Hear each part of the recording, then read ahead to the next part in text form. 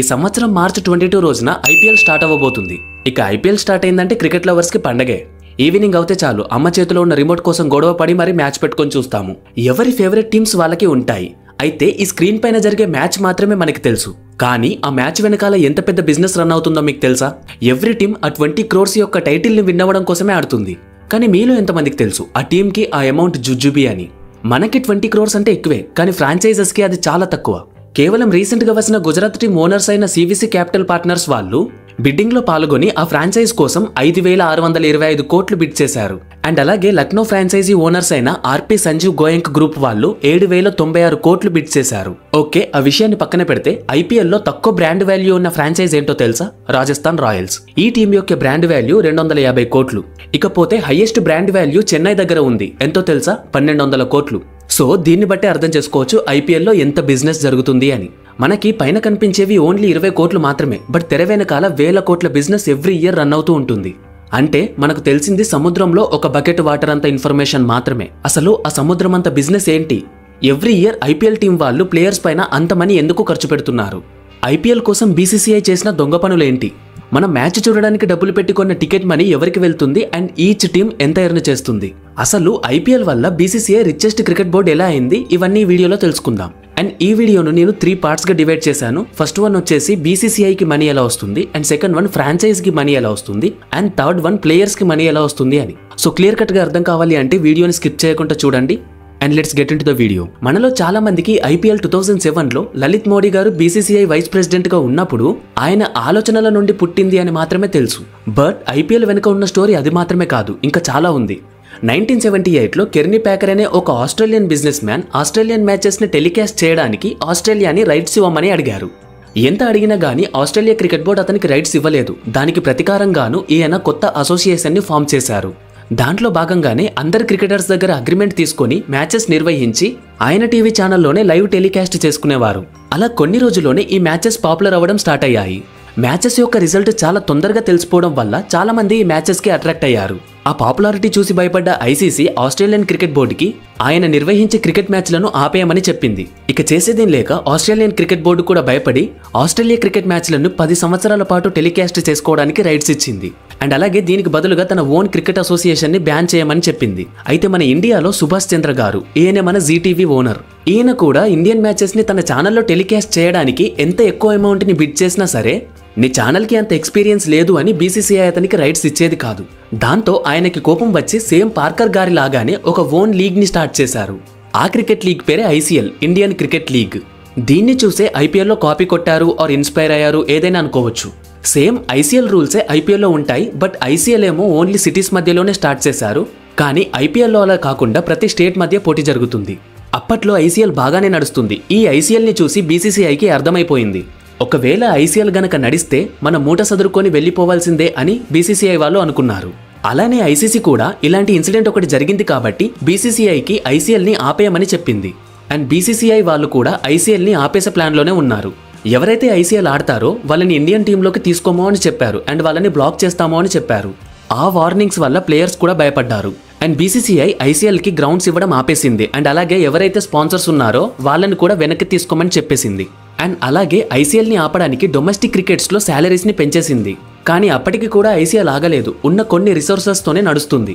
ఇక ఆ టైంలోనే బీసీసీఐకి భయం వేసి ఇక లాభం లేదు, ఏదో ఒకటి చేయాలి అని ఫిక్స్ అయింది. అయితే కొన్ని దేశాల్లో లైక్ ఇంగ్లాండ్, ఆస్ట్రేలియా ఇటువంటి దేశాల్లో 20 overs మ్యాచెస్ ఎప్పుడో స్టార్ట్ అయ్యాయి అండ్ మంచి క్రేజ్ ని తెచ్చుకుంటున్నాయి. ఇక ఐసీసీ కూడా T20ని ఇంట్రడ్యూస్ చేసింది. అండ్ అలాగే T20 వరల్డ్ కప్ కూడా స్టార్ట్ చేసింది. స్టార్ట్ చేసిన ఇయరే అంటే 2007లోనే ఫస్ట్ ఇండియానే ఆ వరల్డ్ కప్ విన్ అయింది. ఇక బీసీసీఐ వైస్ ప్రెసిడెంట్ అయిన లలిత్ మోదీ గారు ఐపీఎల్ ని 13th September 2007లో అనౌన్స్ చేశారు. అయితే బీసీసీఐ కూడా గవర్నమెంట్ ఆర్గనైజేషన్ ఏం కాదు, అది కూడా ఒక ప్రైవేట్ ఆర్గనైజేషనే. కానీ ఐసీఎల్ ని మాత్రం తొక్కేసింది. ఐసీఎల్ లాస్ట్ మ్యాచ్ 2009లో జరిగింది. బీసీసీఐ కూడా ఐపీఎల్ వల్లే వరల్డ్ లోనే రిచెస్ట్ క్రికెట్ బోర్డుగా ఎదిగింది. సో ఇదండి ఐపీఎల్ వెనుక ఉన్న స్టోరీ. ఇప్పుడు అసలు ఐపీఎల్ వల్ల మనీ ఎలా వస్తుందో తెలుసుకుందాం. ఫస్ట్ వన్ వచ్చేసి ఐపీఎల్ ద్వారా బీసీసీఐకి మనీ ఎలా వస్తుంది. బీసీసీఐకి మనీ 3 ways లో వస్తుంది. ఫస్ట్ వన్ వచ్చేసి sponsorships, and second one IPL teams, and third one వచ్చేసి broadcasters such as Star Sports, Sony అలా. ఈ బీసీసీఐ అనేది ఐపీఎల్ యొక్క గవర్నింగ్ బాడీ. అంటే ఐపీఎల్ నుండి వచ్చే ప్రతి రూపాయిని బీసీసీఐ మేనేజ్ చేస్తుంది. ఈ ఐపీఎల్ లో మనీ వచ్చే వేస్ లో ఫస్ట్ వే వచ్చేసి స్పాన్సర్షిప్స్. అంటే కొన్ని కంపెనీలు వాళ్ళ మార్కెటింగ్ అండ్ బిజినెస్ కోసం ఐపీఎల్ టీమ్స్ కి స్పాన్సర్ చేస్తారు. ఐపీఎల్ లో 2 టైప్స్ ఆఫ్ స్పాన్సర్షిప్స్ ఉంటాయి. ఫస్ట్ వన్ వచ్చేసి title sponsorship and second one వచ్చేసి బ్రాడ్కాస్టర్స్ కి టెలికాస్టింగ్ రైట్స్ అమ్మడం. టైటిల్ స్పాన్సర్షిప్ అంటే ఐపీఎల్ టైటిల్ ని స్పాన్సర్ చేసేవాళ్ళు. అంటే మనం చూస్తూ ఉంటాం కదా, వివో ఐపీఎల్, టాటా ఐపీఎల్ అలా అన్నమాట. ఈ టైటిల్ ని స్పాన్సర్ చేయడానికి కూడా చాలా కంపెనీస్ వస్తాయి. అయితే వాళ్ళందరికీ బిడ్డింగ్ పెట్టి హైయెస్ట్ అమౌంట్ ఎవరైతే బిడ్ చేస్తారో వాళ్ళే టైటిల్ స్పాన్సర్ అవుతారు. ఐపీఎల్ స్టార్ట్ అయినప్పుడు డిఎల్ఎఫ్ అనే ఒక కంపెనీ 2 years పాటు స్పాన్సర్ చేసింది. అందుకు గాను బీసీసీఐకి 40 crores per year పే చేసింది. పెప్సీ ఐపీఎల్ అప్పుడు ఇయర్ కి 79 crores పే చేసేవాళ్ళు. అండ్ నెక్స్ట్ 2013 నుండి 2019 వరకు ఐపీఎల్ కి స్పాన్సర్ చేసింది ఒక చైనా కంపెనీ అయిన వివో వాళ్ళు. 2013 నుండి 2015 వరకు 79 crores per year పే చేశారు. అండ్ అలాగే 2016 అండ్ 2017 లో 100 crores per year పే చేశారు. అండ్ ఆ తర్వాత 2018-19 లో ఏకంగా 440 crores పే చేసి వివో వాళ్ళు స్పాన్సర్ చేశారు. 2020లో డ్రీమ్11 వాళ్ళు స్పాన్సర్ చేశారు. అండ్ ఆ తర్వాత మళ్ళీ 2021లో 440 crores పెట్టి వివో వాళ్ళే స్పాన్సర్ చేశారు. అండ్ ఆ తర్వాత ఇండియా చైనా వార్ వల్ల వివో యొక్క స్పాన్సర్షిప్ ని బీసీసీఐ తొలగించేసింది. 2023లో టాటా వాళ్ళు 330 crores స్పాన్సర్ చేసి 2 years పాటు రైట్స్ ని దక్కించుకున్నారు. అయితే ఈ మనీ అంతా ఎవరికి వెళ్తుంది అని మీకు డౌట్ రావచ్చు. ఇందులో 50% ఆఫ్ మనీ బీసీసీఐకి వెళ్తుంది అండ్ అలాగే 50% ఆఫ్ మనీ టీమ్ ఓనర్స్ కి వెళ్తుంది. ఇవే కాకుండా ఇంకా కొన్ని స్పాన్సర్షిప్స్ కూడా ఉంటాయి. అవే సియట్ టైమ్ స్ట్రాటజిక్ టైమ్అవుట్ అని, అన్అకాడమిక్ క్రాకింగ్ 6 అని అండ్ అలాగే క్రెడ్ పవర్ ప్లే అని. సియట్ టైర్స్ వాళ్ళు స్ట్రాటజిక్ టైమ్అవుట్ కోసం 30 crores పే చేస్తారు. And second type of sponsorship వచ్చేసి బ్రాడ్కాస్టర్స్ కి టెలికాస్టింగ్ రైట్స్ అమ్మడం. టీవీ ఛానల్స్ వాళ్ళు మ్యాచ్ ని టెలికాస్ట్ చేసుకోవడానికి బీసీసీఐకి మనీ కట్టాలి. ఈ రైట్స్ అమ్మడమే బీసీసీఐకి మెయిన్ ఇన్కమ్ సోర్స్. 2008 నుండి 2017 వరకు సోనీ టీవీ వాళ్ళ హ్యాండ్స్ లో ఈ టెలికాస్టింగ్ రైట్స్ ఉండేవి. అందుకు గాను వాళ్ళు పే చేసింది ఎంతో తెలుసా? 820 crores per season. అండ్ ఆ తర్వాత 2018 to 2022 వరకు స్టార్ స్పోర్ట్స్ వాళ్ళ చేతిలో ఈ రైట్స్ ఉన్నాయి. ఈ 4 years కి గాను స్టార్ స్పోర్ట్స్ వాళ్ళు బీసీసీఐకి 16,400 crores ని పే చేశారు. విచ్ మీన్స్ ఒక్క సీజన్ కి 3,300 కోట్లు. అండ్ ఇవే కాకుండా మనం ఇంకా ఫోన్స్ లో కూడా మ్యాచెస్ చూస్తాం కదా, దానికి గాను జియో వాళ్ళు కూడా బీసీసీఐకి పే చేయాల్సిందే. సేమ్ ఇందులో కూడా 50% మనీ బీసీసీఐ తీసుకుంటే ఇంకో 50% ఆఫ్ మనీ ఫ్రాంచైజ్ ఓనర్స్ కి ఇస్తారు. ఇక సెకండ్ వన్ వచ్చేసి ఇప్పుడు టీవీ ఛానల్స్ వాళ్ళకి మనీ ఎలా వస్తాయో చూద్దాం. టీవీ ఛానల్స్ వాళ్ళు 1000 కోట్లు పెట్టి రైట్స్ కొనడానికి రీజన్ ఏంటో వాళ్ళకి తెలుసు, ఇండియన్ మార్కెట్ ఎంత పెద్దదో అని. స్టార్ స్పోర్ట్స్ ని గనక మనం తీసుకుంటే ఎవ్రీ మ్యాచ్ లోనూ ఆర్ ఓవర్స్ మధ్యలోనూ ఖచ్చితంగా బ్రేక్ వస్తుంది. అలా ఒక్క బ్రేక్ లో వాళ్ళు వేసే యాడ్స్ కి ఎంత డిమాండ్ చేస్తారో తెలుసా? 10 seconds యాడ్ కి నియర్లీ 15 to 16 lakhs వరకు డిమాండ్ చేస్తారు. అలానే స్ట్రాటజిక్ టైమ్అవుట్స్ అప్పుడు అండ్ హైలైట్స్ అప్పుడు కూడా అలానే డిమాండ్ చేస్తారు. అండ్ క్రికెట్ వల్ల వీళ్ళ ఛానల్స్ మ్యాచెస్ లేని టైంలో కూడా బూమింగ్ లోనే ఉంటాయి. సో అప్పుడు కూడా యాడ్స్ కి ఎక్కువ అమౌంట్ నే డిమాండ్ చేస్తారు. ఇక మనం ఓటీటీలో చూసినప్పుడు కూడా మధ్యలో బ్రేక్స్ వస్తాయి. దానివల్ల ఓటీటీ వాళ్ళు మనీ సంపాదించుకుంటారు. ఇప్పుడు అసలు ఐపీఎల్ టీమ్స్ కి మనీ ఎలా వస్తాయో చూద్దాం. ముందుగా చెప్పుకోవాల్సిన విషయం ఏంటి అంటే ఐపీఎల్ ఫ్రాంచైజెస్ అన్ని ప్రైవేట్ కంపెనీసే. మన సన్ రైజర్స్ జెమినీ టీవీ వాళ్ళది అండ్ అలాగే ముంబై అంబానీది. అలా మనం ముందుగానే చెప్పుకున్నట్టు బీసీసీఐ వాళ్ళు స్పాన్సర్షిప్ వల్ల వచ్చిన 50% ఆఫ్ మనీని ఫ్రాంచైజెస్ కే ఇస్తుంది. ఇదే వీళ్ళకి main source of income. And తర్వాత ఇంకో కొన్ని సోర్స్ ఆఫ్ ఇన్కమ్స్ కూడా ఉన్నాయి. అవేంటో ఇప్పుడు చూద్దాం. జెర్సీ పై ఉండే స్పాన్సర్షిప్స్. నార్మల్ గా ఒక మొత్తం జెర్సీ పైన 10 స్పాన్సర్స్ యొక్క లోగోస్ ఉంటాయి.